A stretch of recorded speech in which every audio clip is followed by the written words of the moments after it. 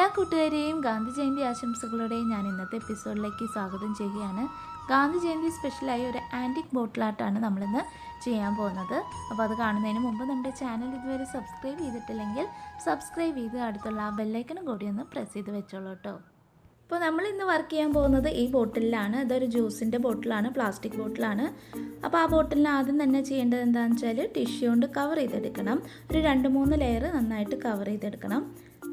അതിനായിട്ട് white glue എടുത്തിട്ട് അതിൽ വെള്ളം മിക്സ് ചെയ്ത് ഒരു മിക്സ് ഉണ്ടാക്കാൻ പോവാണ്. ബോട്ടിലിൻ്റെ മേലെയുള്ള സ്റ്റിക്കറൊക്കെ നമ്മൾ ബോട്ടിൽ കുറച്ച് നേരം സോപ്പും വെള്ളത്തിൽ ഇങ്ങനെ മുക്കിയെടുത്ത് വെച്ചാൽ പെട്ടെന്ന് തന്നെ റിമൂവ് ചെയ്ത് എടുക്കാൻ പറ്റും കേട്ടോ. അങ്ങനെയൊക്കെ റിമൂവ് ചെയ്തെടുത്താണിത്. ഇനി നമുക്ക് ഈ ബോട്ടിലിൻ്റെ മേലെ നമ്മൾ ഗ്ലൂവും വാട്ടറും കൂടി മിക്സ് ചെയ്തത് അപ്ലൈ ചെയ്ത് കൊടുത്തിട്ട് നന്നായിട്ട് ടിഷ്യൂ കൊണ്ട് കവർ ചെയ്തെടുക്കാം. നമ്മൾ ടിഷ്യൂ പേപ്പർ കൊണ്ട് എന്തിനാണ് കവർ ചെയ്യണമെന്ന് വെച്ചാൽ നമ്മൾ പ്ലാസ്റ്റിക് ബോട്ടിൽ നാളെ പെയിൻറ്റ് ചെയ്തപ്പോൾ കണ്ടു ഒരു ഭംഗി കുറവ്. പക്ഷേ ടിഷ്യൂ പേപ്പർ കൊണ്ട് കവർ ചെയ്തിട്ട് നമ്മൾ പെയിൻറ്റ് ചെയ്യുമ്പോഴൊക്കെ നല്ലൊരു ഭംഗിയാണ്, നല്ലൊരു ടെക്സ്ചറൊക്കെ ഉണ്ട്. മാത്രമല്ല ഇതുപോലെ ആൻറ്റിക് വർക്കൊക്കെ ചെയ്യുമ്പോൾ പ്രത്യേകിച്ച് ആ ഒരു പെയിൻറ്റിങ്ങും ചെയ്തൊക്കെ വരുമ്പോൾ നല്ല ഫിനിഷിങ്ങും നല്ലൊരു വൃത്തിയായിരിക്കും. മാത്രമല്ല ക്ലേ ഒക്കെ യൂസ് ചെയ്തിട്ടാണ് ഇന്നത്തെ വർക്ക് ചെയ്യുന്നത്. അതുപോലെയുള്ള കാര്യങ്ങളൊക്കെ പ്ലാസ്റ്റിക്കിൽ സ്റ്റിക്ക് ആവാനായിട്ട് കുറച്ച് ബുദ്ധിമുട്ടുണ്ടാവും. അപ്പോൾ ടിഷ്യൂ കവർ ചെയ്തിട്ട് നമ്മൾ ഇങ്ങനെയൊക്കെ വർക്ക് ചെയ്യുമ്പോൾ ഒട്ടിക്കുമ്പോഴൊക്കെ നല്ലൊരു ഭംഗിയായിരിക്കും. ഞാനിപ്പോൾ 3 ലെയർ ടിഷ്യൂ ഒട്ടിച്ചെടുത്തിട്ടുണ്ട്. അപ്പോൾ നല്ലൊരു ഫിനിഷിങ് കിട്ടും. ഇനി നമുക്കിത് നന്നായി ഡ്രൈ ആയതിന് ശേഷം വർക്ക് ചെയ്യാം. ഞാനിപ്പോൾ ഒരു ദിവസം മുഴുവൻ എടുത്തിട്ടാണ് ഡ്രൈ ആക്കി എടുത്തിരിക്കുന്നത്.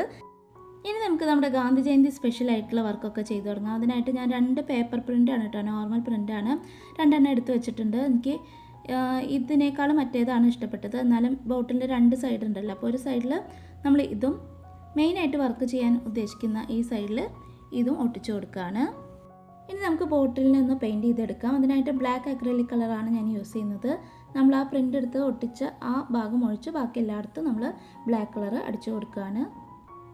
അപ്പോൾ ബോട്ടിൽ ഫുള്ളായിട്ട് ഞാൻ ബ്ലാക്ക് കളർ അടിച്ച് കൊടുത്തിട്ടുണ്ട്. ഇനി നമുക്കിത് ഡ്രൈ ആയിട്ട് വേണം അതിൽ വർക്കൊക്കെ ചെയ്യാനായിട്ട്. അപ്പോൾ ഒരു സൈഡിലേക്ക് മാറ്റി വയ്ക്കാം. അപ്പോൾ ഈ ടൈമിൽ നമുക്ക് കുറച്ച് പണികളുണ്ട്. എന്താണെന്ന് വെച്ചാൽ ഇത് ക്ലേ ആണ്. അപ്പോൾ ക്ലേ യൂസ് ചെയ്തിട്ട് നമുക്കിതിൽ ചെയ്യേണ്ട കാര്യങ്ങളൊക്കെ എന്തൊക്കെയാണെന്ന് വെച്ചാൽ ഉണ്ടാക്കിയെടുക്കാം. ഞാൻ ആദ്യമായിട്ടാണ് കേട്ടോ ഈ സംഭവങ്ങളൊക്കെ യൂസ് ചെയ്യുന്നതും ഉണ്ടാക്കിയെടുക്കുന്നതൊക്കെ. അപ്പോൾ എന്തെങ്കിലുമൊക്കെ തെറ്റുകുറ്റങ്ങളുണ്ടെങ്കിൽ എല്ലാവരും ക്ഷമിക്കണം. അപ്പോൾ കുറച്ച് ലീവ്സും ഫ്ലവേഴ്സൊക്കെയാണ് കേട്ടോ ഞാനിപ്പോൾ ഉണ്ടാക്കാൻ പോകുന്നത്. ഏകദേശം ലീഫൊക്കെ ആയിട്ട് വരുന്നുണ്ട്. അതിൻ്റെ ലീവ്സിൻ്റെ വെയിൻസൊക്കെ ഉണ്ടല്ലോ, അത് നമുക്കിങ്ങനെ കത്തിയോണ്ട് ചുമ്മാ ലൈറ്റായിട്ടൊന്ന് വരഞ്ഞു കൊടുക്കാം.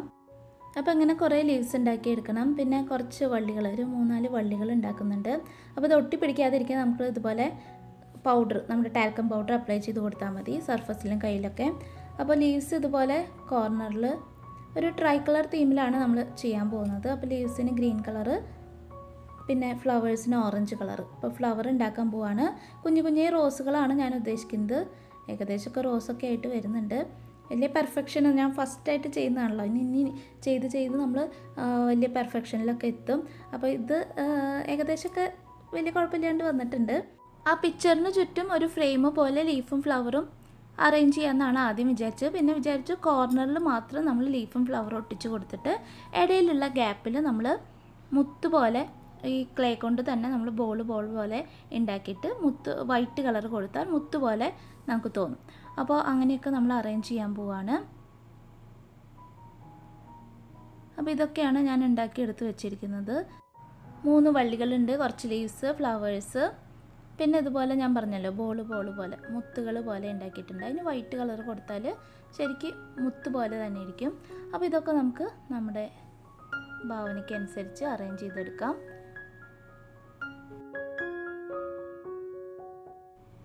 അങ്ങനെ ഗ്യാപ്പിൽ ഞാൻ നമ്മൾ ബോളാക്കി വെച്ചിരിക്കുന്നത്, ക്ലേ ബോളാക്കി വെച്ചിരിക്കുന്നതൊക്കെ അറേഞ്ച് ചെയ്ത് കൊടുക്കുകയാണ്.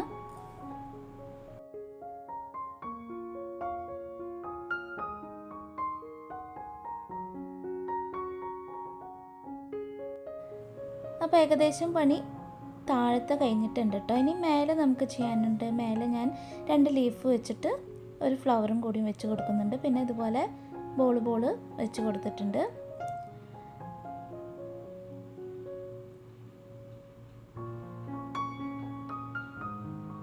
ഇനി നമ്മൾ ലീഫിനൊക്കെ കളർ ചെയ്യാൻ പോവാണ്. ലീഫിന് ഇതുപോലെ സാപ്പ് ഗ്രീൻ കളറാണ് ഞാൻ കൊടുക്കുന്നത്. വള്ളിക്കും അതുപോലെ തന്നെ നമ്മൾ കൊടുത്തിട്ടുണ്ട്. ഇനി ഫ്ലവറിന് ഓറഞ്ച് കളർ കൊടുക്കാം.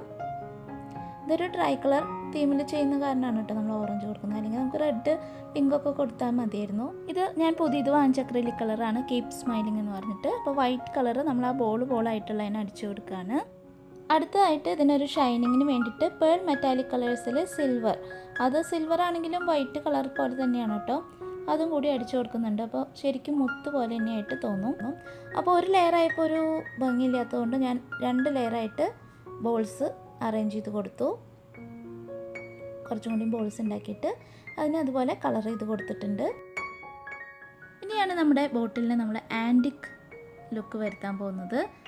അതിനായിട്ട് ഫെവിക്രൈലിൻ്റെ തന്നെ പേൾ മെറ്റാലിക് കളേഴ്സിൽ ബ്രോൺസ് എടുത്തിട്ട് ഫിംഗർ ടിപ്പിൽ കുറച്ച് എടുത്തിട്ട് നമ്മളിതുപോലെ അവിടെ ഇവിടെയായിട്ട് തേച്ച് കൊടുത്താൽ മതി. ബ്രഷ് ചെയ്യണ്ട, നമ്മൾ സാധാരണ കളർ ചെയ്യുന്ന പോലെയല്ല. ആൻറ്റിക് വർക്ക് ചെയ്യുമ്പോൾ നമ്മളിതുപോലെ ടിഷ്യൂ കൊണ്ട് കവർ ചെയ്തിട്ട് ഇതുപോലെ ഫിംഗർ ടിപ്പിലെടുത്ത് തേച്ച് കൊടുക്കുമ്പോൾ കറക്റ്റ് ടെക്സ്ചറായിട്ട് നമുക്ക് കിട്ടും.